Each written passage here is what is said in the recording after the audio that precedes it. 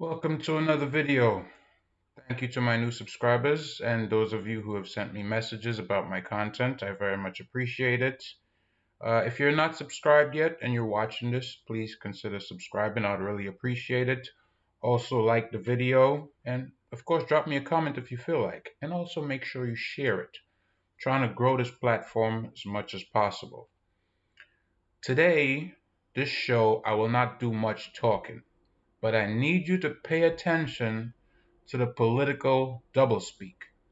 I have two videos up here, both of them are by Tucker, but I need you to pay attention to what he's pointing out and the obvious duality that we have coming from our political leaders.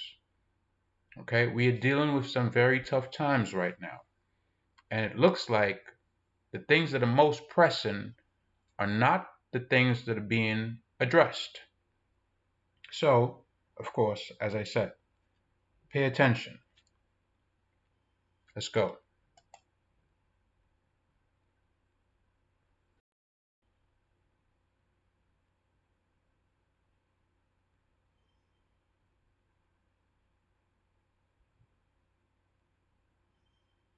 The party was at the White House today. And that means that somewhere, our nuclear disposal friend, Sam Brinton, formerly of the Energy Department, is sitting atop a pile of stolen women's clothes, cursing the fact that airports have security cameras in the baggage claim. Damn those cameras. If only Brinton hadn't been caught, this would have been like Christmas for him. He could have spent the morning in Cyndi Lauper's dressing room trying to purloin a new halter top. Talk about a missed opportunity. Thankfully, Marty Cummings was there to make up for it. Cummings is a drag star who, like Sam Brinton, has a long history of unfiltered social media posts. F the police, Cummings tweeted in 2020. Yes, we want to defund the police. Yes, we want to abolish ICE. No, we won't settle for anything less. We'll continue to fight for this to happen. End quote. That sounds like Antifa. Well, yeah. And to prove it this year, Cummings promoted something called A-Cab Coffee, using the all but copyrighted slogan of Antifa. So here you have an Antifa-friendly drag queen dressing up like a woman and promoting violence. Talk about a perfect White House guest. And of course, Cummings is also interested in children in all the wrong ways. Cummings once tweeted this, quote, "The kids are out to sing and suck to perform fellatio." Ooh, okay. Cummings then added, "Anyone who thinks drag isn't for children is wrong." Cummings then posted this picture with a child, writing, "He wants to perform with us next year." So if you think it's unfair to accuse people of being creepy with kids, not that unfair, actually. Kind of fair. Here was Cummings at a TED Talk in 2019.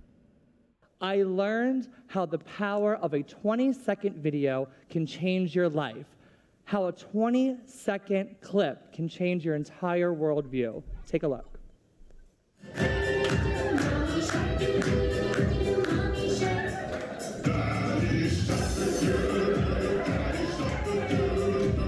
That's me and 2-year-old Brody at my drag brunch in New Jersey. So a lot of times families come to the brunch because they're not able to go to a regular drag show late at night, and it's a time that kids can experience drag. Because of Baby Shark, I was able to come to the Pilgrim House and do a series of kids shows. And I would ask the kids during these shows, I would say, "What do you want to be when you grow up?" And to my surprise, a lot of these kids said they wanted to be a drag queen. Yeah, a lot of the kids want to be a drag queen. So, quick question, parents. Drag queen, or would you prefer your child to probably be the next, what, Elon Musk, the next Jeff Bezos, the next Mark Zuckerberg? No, a drag queen. Okay. So that's the guy at the White House today, but not really an anomaly. It was just a month ago the administration invited a guy called Dylan Mulvaney. It's a grown man who identifies as a walking stereotype of a little girl, and he met the president. So what's going on here? Well, multiple things. So again, same thing, same question. I guess if this is what it takes to get to the White House, then I will not be receiving my invitation in the mail. I guess there is no invitation in the mail, right? Here's the problem with this. You have the Sam Brinton character who was apparently working for the White House. You have the previous one, the drag queen. Then you have this one. All these people with access to the White House in the midst of what is going on now with Ukraine and Russia. This is happening now in real time. So there are no more pressing issues to discuss. There's nothing more important for the president to attend to. Pay attention to this clip. It's going to be from 2006. Use your own deductive and comparative reasoning for this one. Here's Joe Biden. The world's going to Hades in a handbasket. We are desperately concerned about the circumstance relating to avian flu. We don't have enough vaccines. We don't have enough police officers. And we're going to debate the next 3 weeks, I'm told, gay marriage, a flag amendment, and God only knows what else. I can't believe the American people can't see through this. We already have a law, the Defense of Marriage Act, where we've all voted, not where I voted and others said, look, marriage is between a man and a woman, and states must respect that. Nobody's violated that law. There's been no challenge to that law. Why do we need a constitutional amendment? Marriage is between a man and a woman. So he gets a pass because that was pre-dementia. He has no memory of saying any of that. Now he's just a vessel for the ambitions of others. But that was an interesting insight. People talk about stuff like this, particularly when it's not strictly speaking relevant, because they don't want to talk about other things. And that makes it even more interesting that Joe Biden's handlers, 16 years later, are telling him to talk about gay marriage and drag shows. Anything to distract you. And in fact, at today's bill signing, just to completely pull your attention away from everything else that's going on, Joe Biden came out in favor of both gay marriage, of course, because it's been legal for 10 years, and in favor of the genital mutilation of children. Here he is. We need to challenge the hundreds of callous, cynical laws introduced in the states targeting transgender children, terrifying families, and criminalizing doctors who give children the care they need. We have to protect these children so they know they are loved, and that we will stand up for them and say they can seek for themselves. It's pretty interesting when you think about it. So, Yeah, it is pretty interesting, Tucker, because why don't we hear from one of these children who he's claiming to try to protect?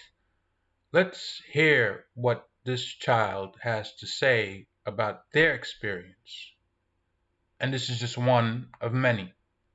You can look it up for yourself. They're all out here on YouTube telling their stories.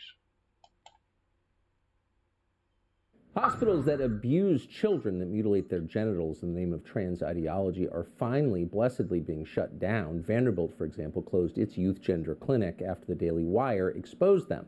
In Tavistock, in Great Britain, the government closed a gender reassignment clinic after they got sued by thousands of parents.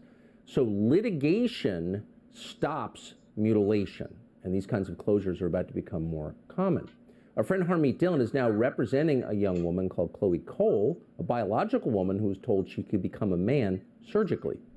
Now, Harmeet and Cole are suing the doctors who did this to her. Harmeet Dillon is the chairwoman of the Republican National Lawyers Association, and she's joined by Chloe Cole. Thank you both so much for coming on. Chloe, first to you, tell us why you're suing.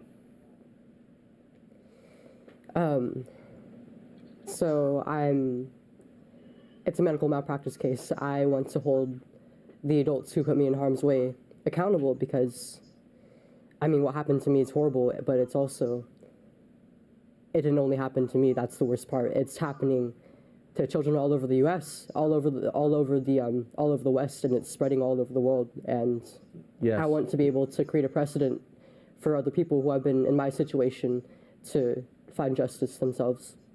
How old were you when you were told by a doctor that you could become a different sex? I was 12. You were 12 years old. And did you, I mean, I assume at 12 you believe what a doctor tells you. And my parents trusted them as well. My parents, they started referring, I was 12 years old when I first expressed to them that I had distress with my gender, with being female, and that I wanted to transition to male. And they were concerned and they wanted what was best for me, but they weren't really sure what to do with me, so they sought professional help. And from then on, I was basically affirmed in my gender identity without any questioning from any medical professionals, and they pushed transitioning as the way to treat gender dysphoria. It's so upsetting, it's hard even to ask you questions, but I'll ask you one more. They committed surgery on you. Yes. When I was 15 years old, I had a double mastectomy. They removed both of my breasts, and I will never have them back. I will, as an adult, I never will be able to breastfeed whatever children I will have. I don't even know if, because I was put on puberty blockers and testosterone at only 13 years old, I don't know if I'll even be able to conceive a child naturally. How do you feel because about that I made an now? adult decision as a child. It's unbelievable this could happen in America. How old are you now, and how do you feel about what they did to you? I'm 18 years old now, and quite frankly, I am devastated with what has happened to me. It's been very hard to cope with the loss of my breasts, and it's affected other areas of my health as well. I'm really not. So she's actually struggling to talk about it, and I won't keep on playing it. I feel so sorry for this young woman. Only 18 years old now. Was put on puberty blockers at 13, had the identity confirmed at 12, had a double mastectomy at 15. So here's my question to Creepy Sleepy Dementia Joe. Why don't you invite this young lady to the White House so she could tell her story? Oh, but that won't happen because that's not what the left wants to hear. They don't want to hear her sob story about how she's only 18 now and regrets the decisions that she was allowed to make, most likely coerced into doing, at such a young age. Why? Because her brain was not fully developed. She was confused. I wrote a poem for today's video. I'm going to read it for you right now. I hope you like it. It's called America is at the End of Her Rope. America is at the end of her rope. She was given more than enough to find her way, but chose to make a noose instead. We are living in some very strange times. Our children are being confused and destroyed. They're confused because the adults who do not have their best interest at heart are the ones propped up by the ultra-left-leaning media and made out to be heroes. They're destroyed mentally and physically by these same people too. The politicians, media, Hollywood, and the entertainment industry, they play their part too. They keep you entertained, confused, and totally overwhelmed, to the point where you don't realize how much you're under their spell. Programmed like a remote, with garbage shoved down your throat. America is at the end of a rope, feet dangling, slowly being hoisted up, gasping for air. It's agonizing to watch. She was strong in the past. She rebounded from wars, stock market crashes, presidential assassinations. Some of our true leaders too. Malcolm, MLK, UP Newton and crew, just to name a few. Blood has been shed, innocence lost, mistakes and missteps that you can't ever repay, even if you work hard for forever and a day. Can it be undone? Can we go back? This train is moving at top speed now, and we're running out of track. It'll take a team effort though. Some will have to heave, some will have to hoe. We're using our backs to prop her up, and now we're sinking too. It looks like we're stuck. So that is the video for today. One thing that I completely and usually, or it seems like always forget to say, is that within the description of my videos, I hope you guys read it. I do put links to my PayPal and my Cash App in there. For those of you who have been here just the past 2 weeks, you probably don't know, but I'm just returned from suspension. Although my channel is small, it was making some headway. And then I got knocked off for posting something apparently that YouTube didn't like. So obviously, if you can, if you're able, if you're willing to, I do put my Cash App and my PayPal in the description. I appreciate you. I hope you enjoyed the video. I hope you enjoyed my poem. I'll catch you in the next one. I'm out.